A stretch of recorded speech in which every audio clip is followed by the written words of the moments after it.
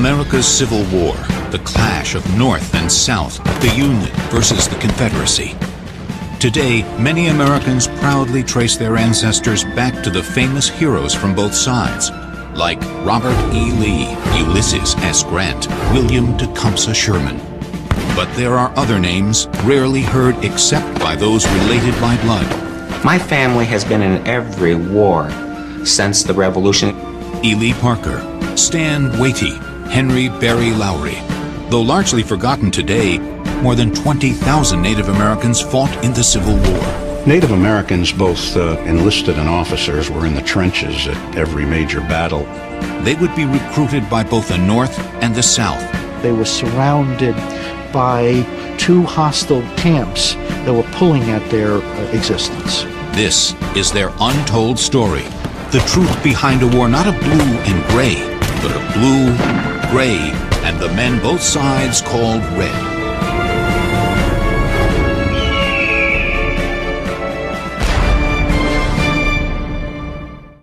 It is the spring of 1861. The first shots have been fired on Fort Sumter in Charleston, South Carolina, and the federal troops that occupied the fort have been taken by the Confederacy. Newly elected President Abraham Lincoln looks to the northern states to provide a 75,000-man militia. The call goes out for volunteers. They are only asked to serve a 3-month stint, the time the North estimates will be needed to put down the insurrection. In Albany, New York, Ely Parker, a civil engineer who has been working for the government, attempts to answer Lincoln's call. Many of his co-workers have already enlisted. Because of their skills, most are immediately given officer commissions. But Parker comes away empty-handed. Though he has skills, education, and experience in the New York militia, he is also a member of the Tonawanda Seneca Indian Nation, where he serves as a high-ranking sachem, or chief. In the early part of the war, until May of 1862, there was no Native American allowed into a regiment in Western New York.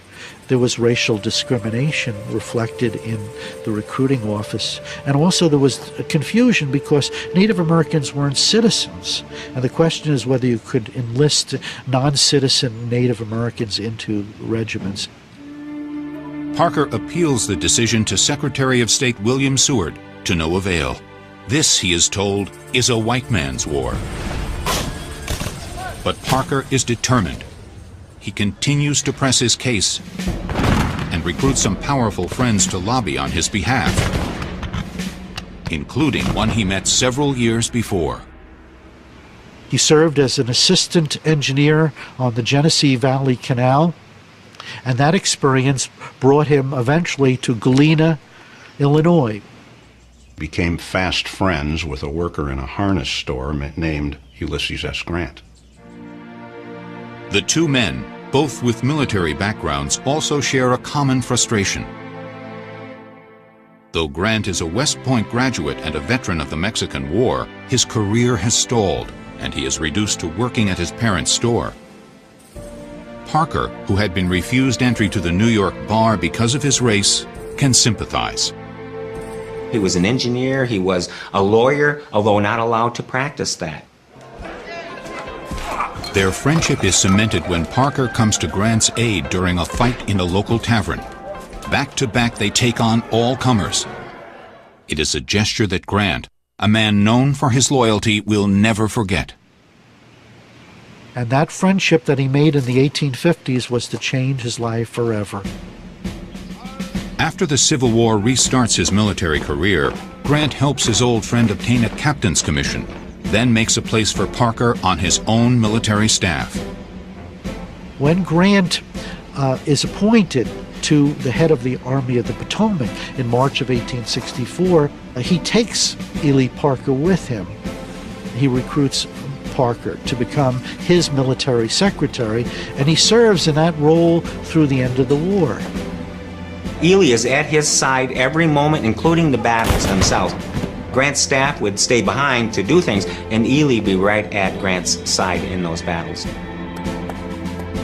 By the end of 1863, Ely Parker was only one of many Native Americans in the field. The Union has come to realize, after being routed at Bull Run in Manassas, Virginia during the summer of 1861, that this will be no short-term war. Recruits will be needed for years, not months, as was once hoped, and Northern recruiting practices have changed accordingly. At the beginning of the Civil War, it was primarily a white man's war. White men went to the colors, signed up, and there was no need for Native Americans. As the war continued, it became a butcher shop's list. Many men were being killed, they were sent home, they were sick, they were dying by the thousands. And many people were needed now. Any man who could carry a musket was needed. And that's when the Native Americans were allowed to come into the ranks. The massive casualties created a need for a population that the government until now had had little use for. From the moment the Mayflower landed at Plymouth Rock, according to the whites, there was an Indian problem. This became the official business of Congress in 1830 when they passed the Indian Removal Act. This allowed them to take eastern tribes from their traditional homelands that they had perhaps been on for centuries, and they could move them to the unceded lands in the West.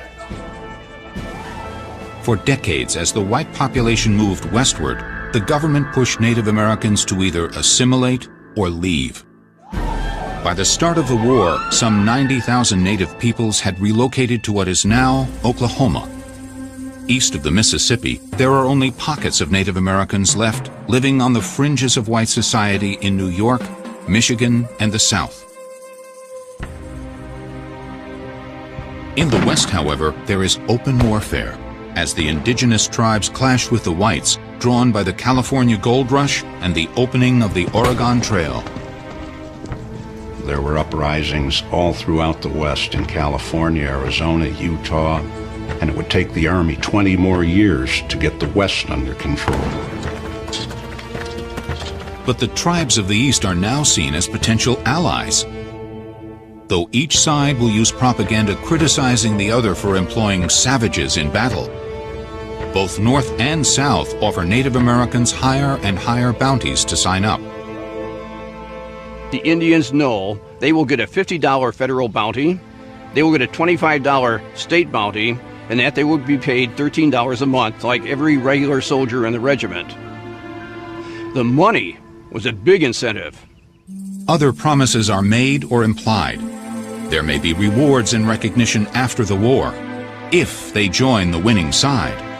Some, like the Cherokees, saw the advantages of joining the Confederacy based on the fact that the Confederacy offered a position within the Confederate Congress in Richmond, the idea that they could be spokespersons in the Confederate Congress.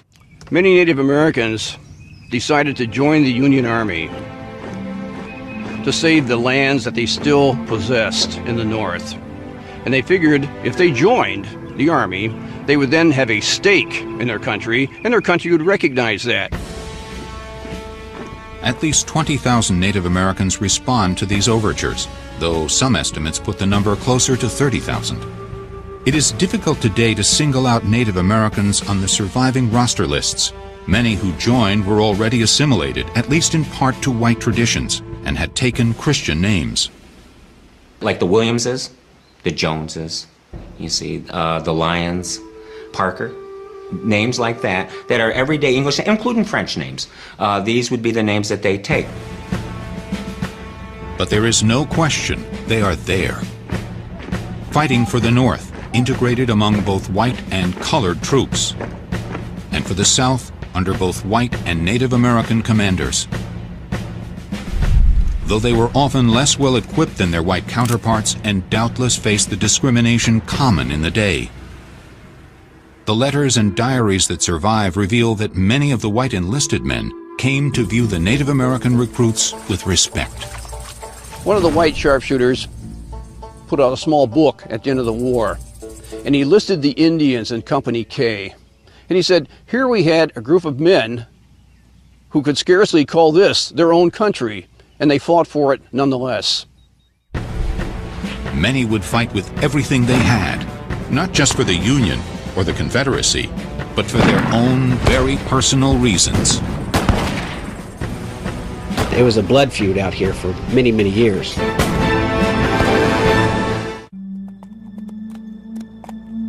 June 23, 1865. Nearly 3 months have passed since the fall of Petersburg, when the last of the Virginia blockades was broken and the Confederate capital in Richmond was finally breached. It has been more than 2 months since the commanders of the two weary armies met to sign the terms of surrender at the nearby outpost of Appomattox.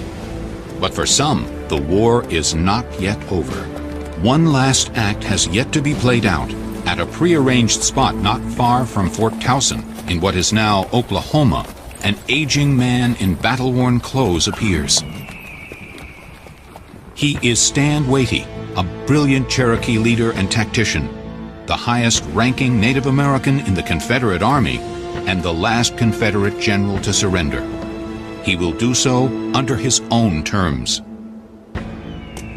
The path that led him to this moment began not with the rift between North and South, but with a fracture within his own people. The breaking point came 3 decades before over a policy by the American government known as Indian removal. It would be as though someone would simply show up at your home and say, we're going to take you 2,000 miles away and leave everything that you know and everything you are familiar with behind. The destination the government set aside for this purpose was called Indian Territory, some 70,000 square miles bordered by Texas on the south and Kansas on the north, comprising most of what is now Oklahoma. Here, the government built a series of forts largely to keep peace among the tribes forced to live in close proximity. The government, I expect, thought that one Indian could get along with the next Indian. But it would be like somebody putting somebody in your house and saying you're going to share this house with them, and they're surprised when there's fighting. Who's going to get the master bedroom? Who's going to get the shower? You know, those kind of things. In the Civil War to come, the Indian Territory will be used as a buffer zone between North and South. But from the start, there are conflicts within its borders that will erupt once again with the coming of the war. Some of the bloodiest were between members of the same tribe, the Cherokees of southeastern Tennessee and northern Georgia. As a Cherokee citizen, I can speak very pointedly to the Cherokee removal. It meant internal division. It meant civil war inside of the Cherokee Nation. In 1835, faced with growing pressure for removal, the Cherokees split into 2 groups, factions which will impact the outcome of the Civil War some 3 decades later. One side, headed by John Ross, the principal chief of the Cherokee, refused to relocate. But the other half of the tribe believed that, with whites already encroaching on their lands in the south, relocation was inevitable. In December, some 20 leaders, including the family of Stand Watie, signed a treaty agreeing to move to the Indian Territory. I like to believe that they understood that the only way the Cherokee Nation would survive would be in a totally different environment, and that would be beyond the Mississippi. Chief Ross and his followers are left behind until the Army forces them to make the move at gunpoint. A 1,000-mile march that will come to be known as the Trail of Tears. When Ross, whose wife died along with 4,000 Cherokees on the trail, finally arrived in Indian Territory, the stage is set for revenge against those who signed the treaty. These are names that were marked for death.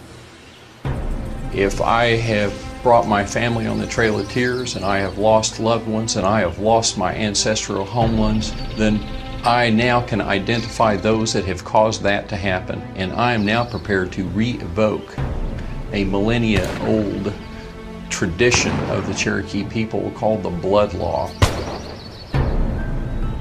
Among those marked for assassination under the Blood Law were Stand Watie and his relatives.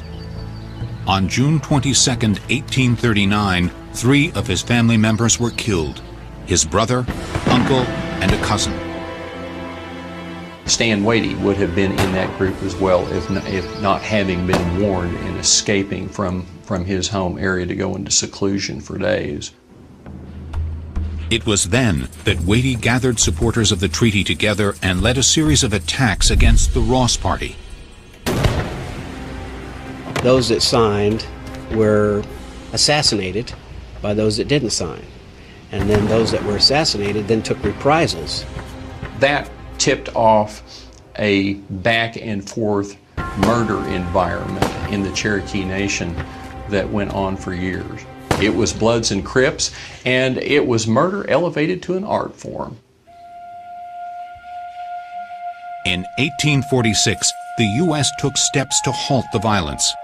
Under the watch of peacekeeping troops in nearby Fort Gibson, the two factions were compelled to bury the hatchet. John Ross's status as principal chief was affirmed, and the Cherokees were once again one nation, but only on the surface. The Civil War will split the old wound wide open. Before the first shots are fired, when the southern states are still announcing their succession, there is pressure on the Cherokee to choose sides. Both sides considered Indian Territory a buffer zone, Kansas to the north and Texas to the south. But it was more important to the Confederacy because they thought they would be vulnerable for an attack through Indian Territory, which is why they aggressively recruited Native Americans to fight there. Confederate recruiters promised the Cherokee a place within the Confederate Congress and a way to continue a lifestyle that is, in many ways, Southern. Many of the Cherokees had plantations just like you'd find in Mississippi or Alabama. They were wearing their hair long and curled at the end and were wearing gentlemen's finery. They were living the life as Southerners, many of them Southern planters, with slaves. Slaves here in the Indian Territory had a little bit more freedom than they necessarily would in the South. They were able to carry weapons. They were able to deal with cash. They were allowed to live in their own quarters. So it wasn't exactly freedom out here, so don't get me wrong at that. It was definitely slavery, but it was a little bit more relaxed than in the general South.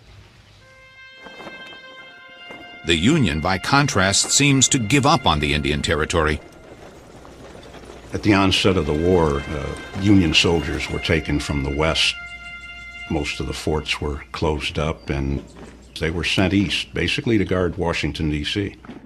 The Union troops were basically sent eastward from April and May of 1861 and were to abandon Indian Territory to Confederate forces. The move leaves John Ross, who has long enjoyed the support of the federal government, in a vulnerable position. A vulnerability that Stan Wadey is quick to exploit. Stan Wadey, for example, he gathered up a bunch of troops to support the Confederacy even before the Confederacy had a president. So the political lines were drawn on the old treaties. Wadey, I believe, saw the Civil War as an opportunity to set the record straight, and not so much by putting the hatchet in those that had killed his uncle and his cousins and his brother and had attempted on his life, but to set the record straight by handing the power of the government over to a group of individuals that had and was responsible for setting the course of the Cherokee people. When the Confederates offer Wadey a commandership, he eagerly accepts. The Indian Territories are about to be torn by a civil war within a civil war. There was a vendetta that was right under the surface, and Stan Wadey, to some degree, saw his chance during the Civil War to take back the Cherokee Nation. It is the summer of 1862. The Union forces that had pulled out of Indian Territory a year before return in force. They fight their way back over the Kansas border and retake Fort Gibson. This so-called buffer zone, the no-man's land between the forces of the North and the South, is too important to abandon to the Confederacy. It's really a gateway to get to Arkansas and then to the Mississippi and then ultimately to New Orleans, not to mention your way down to Texas. So they really saw it as a key element to preserving the West. The Union was worried about losing Missouri. They saw if they lost Missouri, then the whole Western theater would fall. 3 days after they retake Fort Gibson, the Union soldiers are approached by John Ross, official leader of the Cherokee, though actually he represents only a faction. The other half of the tribe, led by his longtime rival Stand Watie, has already joined the Confederacy. A lot of the Civil War in Indian Territory had more to do with the old blood feud vendettas than it did with national issues. It's really more along political lines than it is anything else. The Union sends Ross to Fort Scott, Kansas for protection. He eventually makes his way to Washington, where he spends the rest of the war pleading the Cherokee cause to the government. He went to Washington and lobbied for the Cherokees, saying that not all the Cherokees were bad, that many of them supported the Union and were fighting for the Union. But Stand Watie is doing much to refute those claims. He becomes known as the territory's most formidable guerrilla fighter. His specialty was truly keeping a mounted rifle unit. It's really kind of an 1840s terminology in the Army used to describe what we today would term as a Green Beret unit. These were highly mobile individuals with a wide variety of skills that could live off of the land, and they could hit very hard and totally dissipate into the countryside. Early on, Watie participates in several regimented battles in and around Indian Territory. Most notably the Battle of Wilson's Creek in 1861, after which he is made a colonel in the Confederate Army. But he soon decides that conventional warfare is not for him. In the beginning of the war, Stand Watie is almost captured twice, at Cowskin Prairie and then again at Fort Wayne. And he learned from that very quickly that he didn't want to do a set piece with the Union because they were generally better equipped and better trained. And that's do a set piece battle, Napoleonic style. In 1862, when the Union Army returns to Indian Territory, Watie finds a more suitable target. Stand Watie saw to it that not only Fort Gibson was being harassed after its reoccupation by federal troops, but their supply lines coming out of Fort Scott, Kansas were under constant harassment or seizure by Stand Watie and his men. Any Union soldier who leaves the safety of the fort risks a deadly encounter. He became a hit-and-run artist, and he was very good at it. That success is reflected in the unorthodox appearance of his men. Watie's boys are accused many times of being dressed as Federals. The Confederacy wasn't able to send them uniforms or equipment or ammunition or food. So the only place that the Confederates, if they wanted to keep themselves fed, clothed, and supplied with ammunition, was to take it from the Union. Supplies of any kind are scarce in Indian Territory. In the course of the war, nearly every settlement is put to the torch. More than 90 battles will be fought in its streets and fields as the Confederates use it to draw in and bog down more and more Union troops. To a large extent, it was a way to divert Union attention from the Eastern Front. And that was one of the centers of the strategy of the Confederacy. Each time a major Confederate campaign is launched in the East, Stand Watie redoubles his attacks along the Kansas border, drawing Union soldiers away from where they are needed most.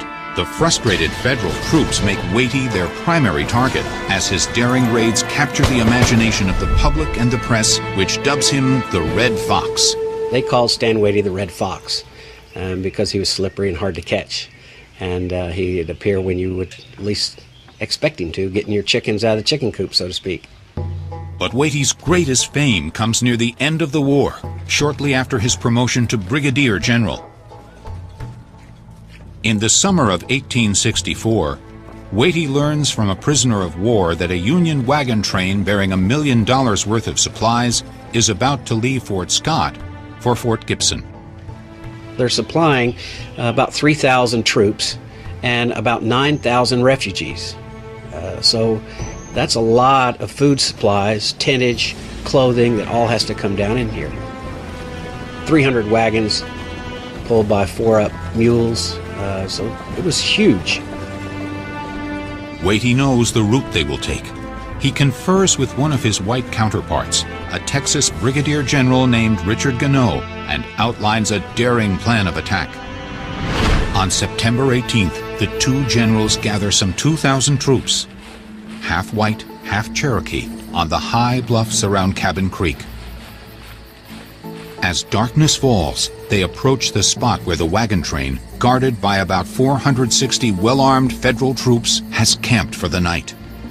Troops are bedded down for the most part. You know, they got their boots off, they got their shoes off, their rifles are stacked. They're either in their tents or laying out on the stars, and they're asleep. Mules are quietly grazing. Under cover of darkness, Watie's men ford the creek and approach from the west. Gannot's men close in from the east. The creek itself becomes their third flank. Their first target, however, is not the sleeping men, but the mules tethered a short distance away. And the next thing you know, there's cannon fire. The mules stampede, taking with them the only chance the Union has to move their wagons out of the line of fire.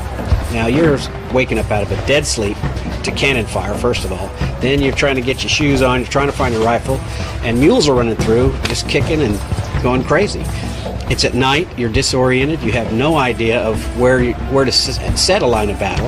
You have no idea where the enemy is coming from. In the confusion, the federal troops break and run. So the Union never could really put up a good defense. And then the Confederates just swooped down on top of them.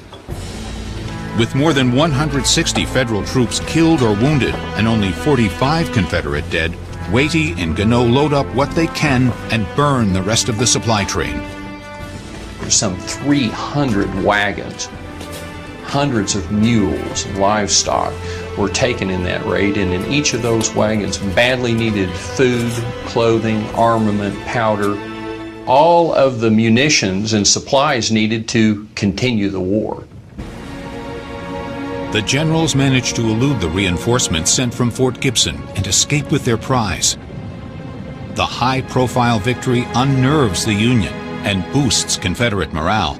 The South seems poised to take back Indian Territory and push northward, but it is not to be. In the East, the Union General William Tecumseh Sherman has reached Atlanta. The tide is about to turn. Unfortunately, as big as that victory was, and it was lauded all the way to Jefferson Davis' office, still it was too little too late for the Confederacy and the Cherokee Nation. The Confederate forces are destined to be drawn away from their successes in the Indian Territory. Another conflict, unfolding hundreds of miles away, is about to change the momentum of the war. Deep in the swamps of the South, another warrior readies for battle. Like Stand Watie, his is not a fight of ideology or of the issues of succession or slavery, but a war of personal retribution and revenge. The year is 1865, just before spring. No one yet knows it, but another change is in the air. The final days of the Civil War are coming. On a humble farm near Pembroke, North Carolina, several members of the Lumbee tribe gather by a makeshift grave. Those who lie within have been dead only a few hours, shot execution style. It is over this freshly turned earth that an oath is sworn. The Lumbee will fight the Confederacy with everything they have. And as poorly armed as they are, it will be enough to help turn the tide of the war. This killing is just the latest in a conflict that began 2 years before in what is now Robeson County. The Lumbees that lived there then, as now, are survivors, descendants of just a few tight-knit families. Unlike the many Native Americans who were forcibly removed west, the Lumbees continue to exist on the fringes of society. They were disenfranchised and they lived on the edges of the swamp. Their fear of the outside world led them to retreat into less accessible areas of the South for survival. That's to a large extent why they're there today, why they have survived, by being hidden within Southern society. By staying largely out of sight, the Lumbees avoid many of the restrictions being brought to bear on Native peoples living in the South. In 1831, there was a major slave rebellion called the Nat Turner Rebellion in Southampton County, Virginia. The result was the South began to pass all kinds of laws restricting movements of people of color, including Native Americans, fearing that Native Americans and African Americans would ally. The legislature took away the right to vote, the right to testify against whites, the right to be on juries. But in 1840, the General Assembly decided that people who were non-whites could not carry or possess firearms. But in 1861, with the coming of the war, the Lumbees lose their carefully guarded anonymity. They are suddenly subject to a new kind of scrutiny, not as free persons of color, but as free labor. The Confederacy embarked on a very ambitious engineering project, and they decided to build a system of elaborate forts that would protect the town of Wilmington, which was their main port. It had all of their destroyers, and the Confederate Navy was also stationed there. Built near the mouth of the Cape Fear River out of earth, sand, and timbers, Fort Fisher will become the largest Southern fortification built during the war, with batteries reaching as high as 60 feet. The Confederates started building this massive fort that they called it the Gibraltar of the South Atlantic. But they needed labor to build this fortification.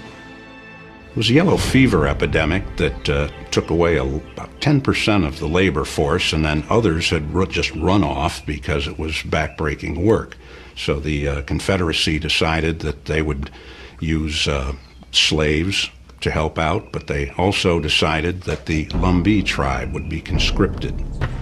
The conscripts are forced to work long hours with little food or rest, often standing waist-deep in water, exposed to malaria and yellow fever. The conditions at Fort Fisher were terrible, but also the fact that the Native Americans were put into a slave status antagonized the Native Americans, the Lumbees especially, because they had always prided themselves as being independent peoples. But it does not take long for this independence to reassert itself. During this time of hard labor, many of the Lumbee young men were able to escape, and they took to the impenetrable swampland, which was a practice called lying out. Deep in the woods and swamps, the Lumbees join up with runaway slaves and escaped Union prisoners, forming a multicultural underground band that survives by their wits. The knowledge that the Native peoples, the Lumbees, had of that region, surviving for several hundred years in that region, gave them substantial advantage. They knew the physical geography, they knew the swamps, they knew how to elude the conscription officers. The North Carolina Home Guard, which was basically an arm of the Confederate Army, couldn't get into the swamps, could not capture these people, and so they did take it out on their families in the Lumbee community. In 1864, with their families vulnerable and starving, and many of their menfolk turned into virtual slaves, the fugitives begin striking back. Roused to action by a member of one of the families hardest hit by the conscriptions, 18-year-old Henry Berry Lowry. Henry Berry Lowry started raiding not because he was against the Confederacy and loyal to the Union. It was basically for tribal survival. They were starving to death, and so he thought that by raiding the wealthy plantations, he could feed the community, and he did. both white and red, he fed them and slowly became a folk hero, probably as legendary as Robin Hood. Over time, the raiders grow bolder and more violent. They began to retaliate against the home guards who conscripted them. Henry Berry would go out and target certain people. The wealthy plantation owners, he would not harm them, whereas the people who were conscripting Lungby men, he would kill them. The Confederate Home Guard extract their own retribution for these attacks. One of the most brutal reprisals comes in the spring of 1865 on the Lowry family farm. Allen Lowry, Henry Berry's father, was accused of stealing livestock and harboring Union soldiers. The Home Guard came to investigate, and they arrested Allen and his brother. Some versions of the story state that Henry Berry Lowry was not home at that time, but most claim that he was hiding in the bushes and watched as his father and his uncle dug their own graves and were shot dead. It is over this grave that Henry Berry Lowry and his band swear to do all they can to thwart the Confederacy. Fate presents them with an opportunity just days later.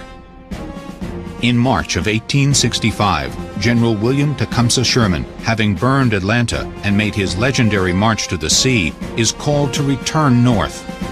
Ulysses S. Grant wants him to come by sea to Virginia and join the Army of the Potomac.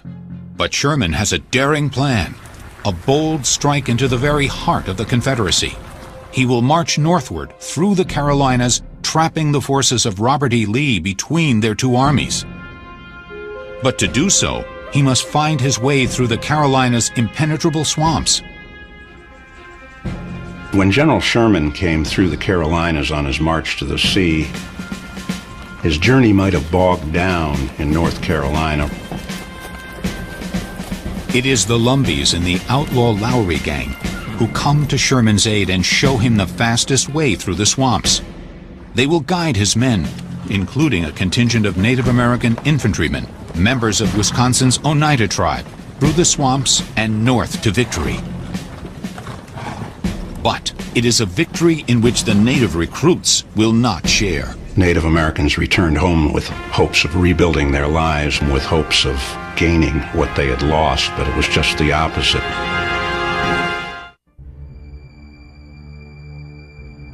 Appomattox, Virginia, April 9, 1865.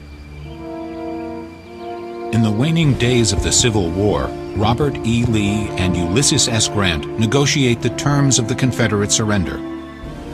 Keeping the record of the terms is Grant's right-hand man, Ely Parker, a high-ranking member of the Tonawanda Seneca Nation.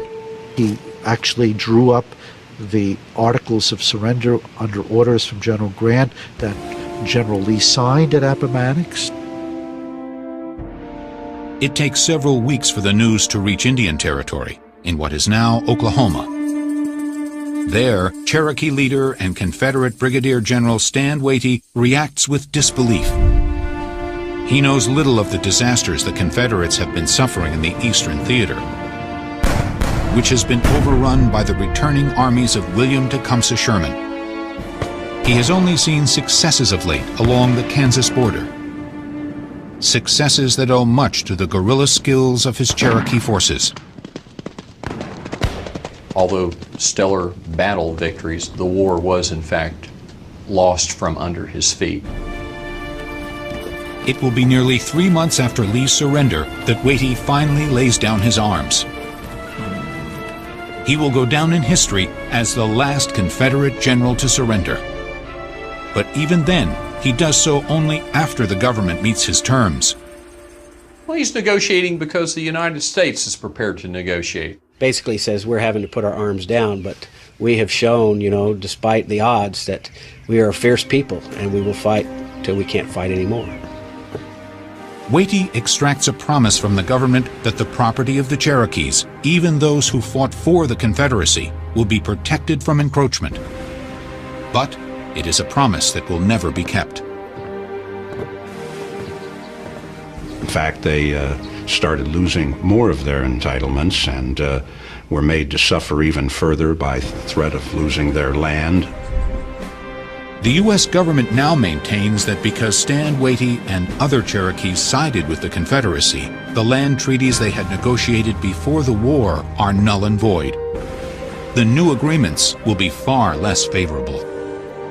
By the time that the Treaty of 1866 was struck, there was one intent on the part of the United States to once again erode away and to diminish the power and stability of the Cherokee Nation.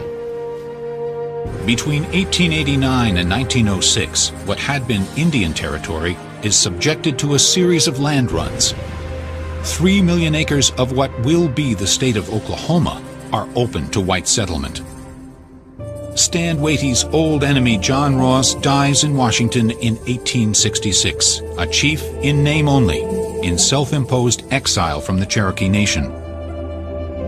Stand Watie returns to his lands but suffers a series of financial and personal setbacks after the war. Not only does he lose his wealth and his property, but his family as well. Sons are dead. His daughters only outlived him by 2 years. If not for extended family members and cousins, the line of Stand Watie would have relatively been eradicated within only a handful of years after the end of the Civil War. Today, the opinion of the Cherokee remains divided over the actions of Watie's treaty party and the character of Watie himself. He was not only admired among people that followed him, but among the Confederate command. So he was recognized as being a great leader. There are his detractors too, because he was making war against his own people.